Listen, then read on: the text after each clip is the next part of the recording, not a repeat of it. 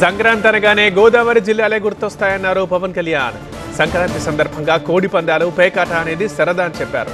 కోడి పందాలు పేకాట జూదంకే సంక్రాంతి పరిమితం కావద్దు, మన సంస్కృతిని మనమే చెడగొట్టుకోవద్దు.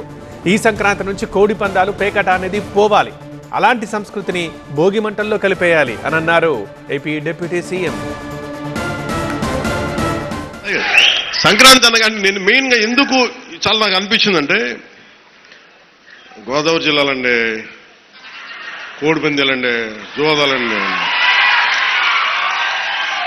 సంక్రాంతి తాలూకు అంటే సంక్రాంతి అంటే కోడి పందాలు, జూదాలు, పేకాట. ఓకే, నేను సరదా, నేను అదేం కాదంటలేదు, చేసేవాళ్ళని చేసుకోమని చెప్పి నాకు ఇబ్బంది లేదు. కానీ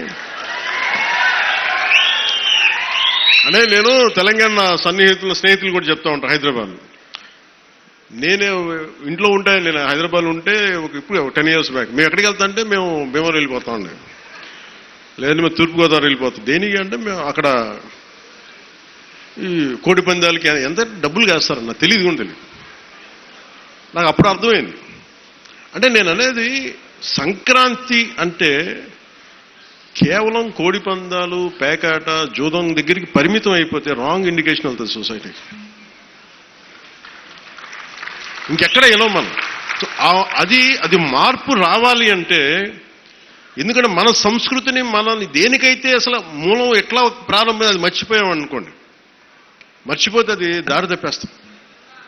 అప్పుడు మీకు మెకాలే చెప్పినట్టుగా ఒకరిని దెబ్బ కొట్టాలి, ఒకరిని సంస్కృతిని, దేశాన్ని వైపౌట్ చేయాలంటే ముందు వాళ్ళ సంస్కృతిని చంపేయడం. సో ఇది సంస్కృతి మూలాల్ని పరిరక్షించడానికి, మర్చిపోకూడదని చెప్పడానికే ఈ వేడుక ఈ రోజున పీఠిక. ఇది మొత్తం రాష్ట్రంలో ప్రతి నియోజకవర్గంలో ఇది అవ్వాలి. ఇది మనకి గోదావరి జిల్లాలో సంక్రాంతి కోడి పందాలు ₹1 కోట్ల చేతులు మారుతాయి అనే మాట పోవాలి. సంక్రాంతి నుంచి భోగి మంటల్లో కలిపేయాలి.